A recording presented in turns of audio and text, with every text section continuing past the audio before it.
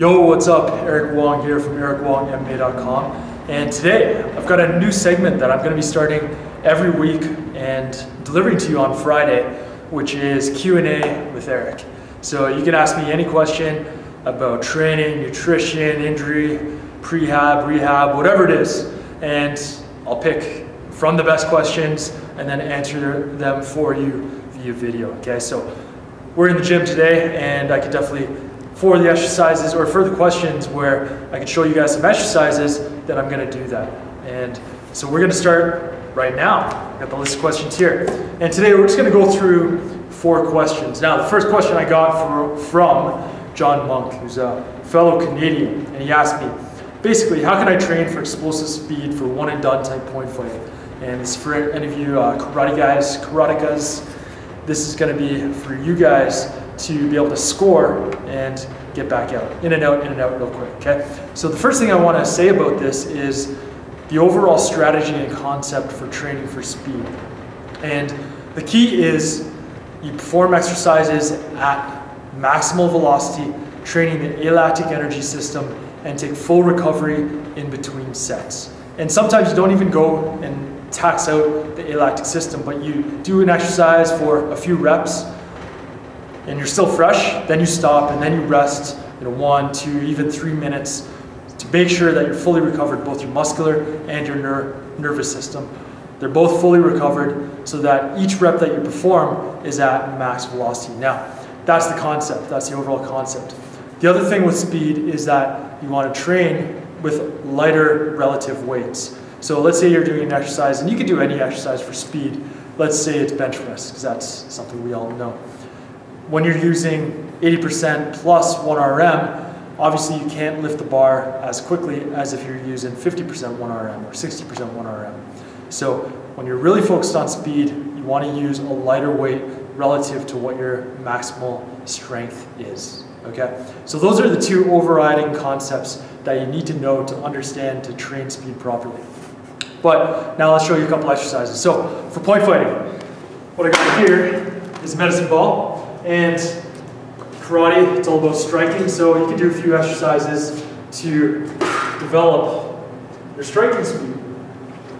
Particularly, first one, I'm just going to do a shot put toss. It's kind of like throwing a right cross. All you got to do is line up, and what I like to do is load it up. So on the way back, load it up, and then fire it. But what you want to do is a really tight load up on this. So you're here, you load up, and you throw it, okay? Take your time. Again, you're training speed, so take your time. You're not rushing in between reps. Set yourself up nice and solid, okay? And then a quick load up, and then you throw, and make sure you keep your balance. Let's get you around to the side so you can see that a little bit better, okay? So here, nice and balanced with my feet in your fighting stance even. Quick load up and then throw it. Keeping that balance, okay? So you can do that both sides, definitely. That's gonna help to train the stretch shortening cycle. And stretch shortening cycle is when you load the muscle stretches a little bit, and then you explode. That's where you really take advantage of the elastic properties of the muscle and you get the max speed going there. Okay, so that's one exercise, medicine ball toss. You can do that, different variations.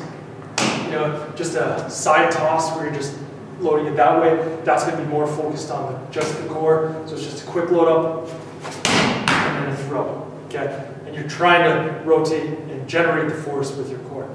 Another little exercise or routine that I like to use, I call it elastic punching power, and it's just a plyometric or clap push-up type exercise, or a power push-up exercise. So you get down, and then you just stay low in your balance. So it's, okay, that's all it is. You do that for no more than 10 seconds, because that's going to make sure that you're staying within the realm of your alactic energy system, so you don't get fatigued and you can be really fast. So those are just 2 exercises that you can use to develop your speed for one done point fighting. Another concept, definitely any type of skipping moves. So when you're staying light on your feet, working footwork, look at Floyd Mayweather. He's a master at skipping. Check out some of those videos. But if you can be that light on your feet, then you're definitely going to be fast. All right? So let's go to the next exercise.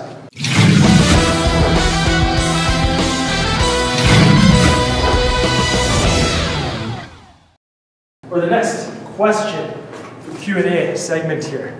So we've got, this is a question from Renee, who's a customer of mine. She purchased the hip flexibility solution, and she's asking me for the 3DF hip flexor sequence, is there an alternative for grabbing the ankle of the back foot? So this is for people who might be a little bit too tight. So let me demo the exercise, and then I'll show you the alternative, okay? So the exercise is the 3DF hip flexor sequence.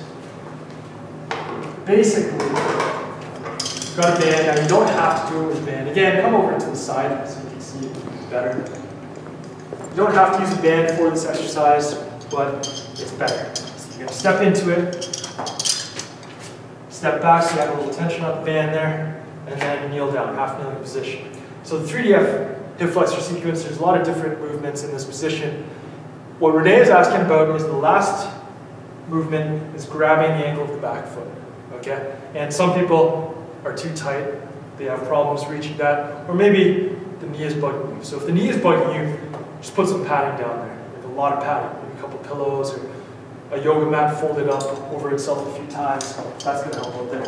Now, if it's tightness in the quad that's preventing you, you can get something that's not too high to put your ankle up on instead. Okay? So you step back. Put your hands down on the ground to set up first.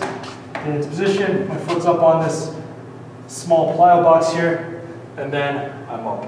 Okay? And this is going to work that stretch, but as you can see, it's not all the way there, but it's just there. So something not too high. This is just about a foot high, something a foot high, or even lower if you need, but start there and then work your way up. So you can stack on pillows again on top of each other and work your way up to the point where you can grab your own ankle and pull your heel to your butt. Okay, so that's the substitution or regression that you can do for that exercise. So, next question. Now, I don't have the name of who asked this, but the question was, should I lose fat first and then build muscle, or build muscle first and then lose fat? And my answer to that is, it doesn't really matter. Pick one, pick the other, it doesn't really matter. In the end, you're gonna end up in the same way. So this goes back to the old paralysis by analysis thing, where you're overthinking things. The key here is just get started. You know, lose fat, that's fine. You can put on muscle afterwards, no big deal. Or build some muscle, it might be a little bit bigger, a little bit chunky even, but no big deal, because you're gonna shred up real fast because your metabolism's greater, because you got more muscle mass, okay? So the key here is action. Just take action, do something. Lose fat first, build muscle first, doesn't matter. Pick one, get started, and do it up, okay? So, I've got one more question. My IT band is very tight. How can I release it? So there's two levels of tightness for the IT band. There's the first level where your IT band, for those of you who don't know, it's your iliotibial band. It's a really thick or wide sheet of fascia that runs on the outside of your legs. And it often gets tight. So the first level of tightness is where just touching is problematic. And you're not going to be able to do the second exercise I'm going to show you, which you might already know for those of you who follow along. But what you want to do is, if it's so tight where you can't put much pressure on it, you're going to have to just stretch it out with a basic stretch. So the stretch that I like is you're going to step, so say my right IT band is the one that I'm working on here. Right leg goes behind, and if you can grab something overhead, it's even better. But if you can't, no big deal. Right leg goes behind, go onto the side of your foot, and then you drive your hip out that way, okay? And that's a very gentle stretch on the IT band. Use support of the wall if you need it. Now, for those of you who are on the next level, where that is not much, but you can actually touch the IT band without jumping in pain, then you're going to do some self-myofascial release. So let's get a foam roller, get that going. So let's say I'm working the right IT band again. Now there's a couple ways that you can do this. First way, bring your left leg over, foot's flat. That's going to take some of the pressure off of me. so that it's not as painful. So this is where many people have to start. You're gonna have to put your foot on the ground and follow yourself and take pressure off there, okay? When you're doing this, make sure you're breathing, relaxing. If you hit a tight point where it's really painful, stop there and just breathe and try and melt your muscles over top of the roller, okay? Just like that. So you can spend a few minutes there and you're okay, because if you have trouble with your IT bands, you're gonna wanna spend a few minutes there. Next level, feet stacked, like that. Now you're not taking pressure off with the foot on the ground, and it's gonna be a lot more painful. Same thing, breathe through it. If you have any tight spots, just hang out there and relax those muscles. Now the third level is something I call active self-myofascial release, and that's where we actually bring in some movement to further release the muscles in the fascia. So for this, for the IT band, what we want to do is start with a straight leg. Roller is at the hip level, straight leg, and then I'm going to roll down, and then I'm going to bend my heel to my butt, okay? Just like that. So I'm starting at the hip, rolling down, bending the heel to my butt, and then also going to start at the knee, same thing, roll down, heel to the butt. What's happening here is we're actually contracting the hamstring by bringing the heel to the butt, and through a neuromuscular reflex called reciprocal inhibition, the opposite muscle groups, which are the hamstring or the quads, relax. And that's going to allow you to get further deeper into the muscle and the fascia and release that even more. And that's kind of like the last level.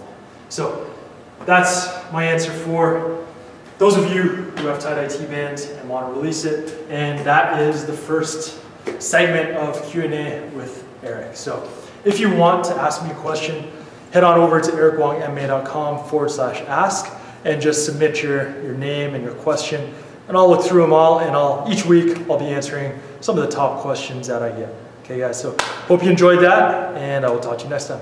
Peace.